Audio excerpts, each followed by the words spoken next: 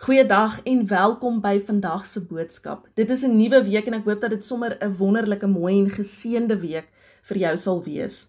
Die vorige keer toe ek aan die beurt was, het ons begin om deur Richard Rohr se boek Breathing Underwater te werk, waarin hy die 12 stappe van die AA-program, die Anonieme Alkoholiste program, gebruik om ons geloof te verdiep en geestelike transformasie te beleef. So, ons het reeds deur stappe 1 tot 5 gewerk en hierdie week gaan ons voort met stappe 6 tot 10. Stap 6 lui: ons was volkome gereed om God toe te laat om al hierdie karaktergebreke te verwyder. Richard Rohr herinner ons daaraan dat spiritualiteit nie gaan oor om perfek te wees nie. Ons kan onsself nie deur blote wilskrag regmaak nie. Stap 6 gaan nie daaroor om ons tande te kners en harder te probeer nie. Dit gaan oor gereedheid, oor die oopmaak van die deur, sodat God kan werk waar ons nie kan nie.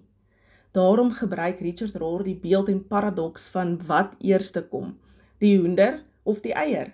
Aan die een kant moet ons werk om ons weerstande en verskonings en enige iets wat in ons pad staan, raak te sien. Maar aan die ander kant moet ons volkome erken dat dit slegs God is wat werklik die boulders uit ons pad uit kan rol en ons genees. Wat kom dan eerste? Genade of verantwoordelikheid? Die antwoord is, albei kom eerste.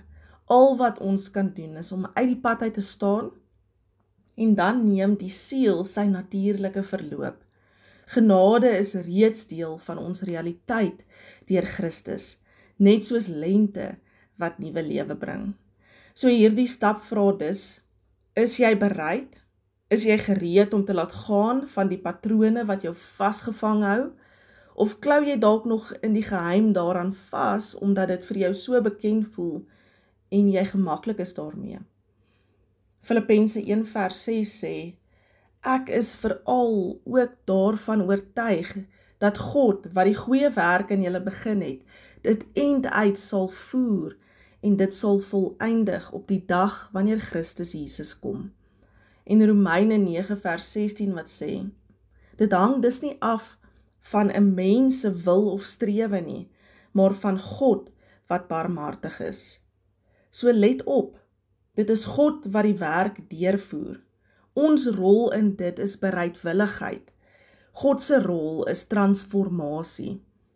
Rohr sê, wanneer ons onsself oophou, gereed en beskikbaar, beweeg genade in en doen wat ons eie pogings nooit alleen kon regkry nie. So vra jouself vandag, watter deel van jou hart moet jy vandag vir God oopmaak, sodat hy die werk kan doen? Noem dit by die naam. En is jy bereid om God toe te laat om dit te vorm? Dink aan klei in die hande van die pottebakker. Klei kan homself nie vorm nie. Dit moet sag, buigbaar en oorgegee bly. Stap 6 is om te kies om sag te bly in God se hande. Kom ons bid saam. Liefdevolle pottebakker, ek plaas myself voor U. Vorm my, verwyder dit wat my in die lewe terughou en wat my hart maak. Maak my gereed vir U transformerende liefde. Amen.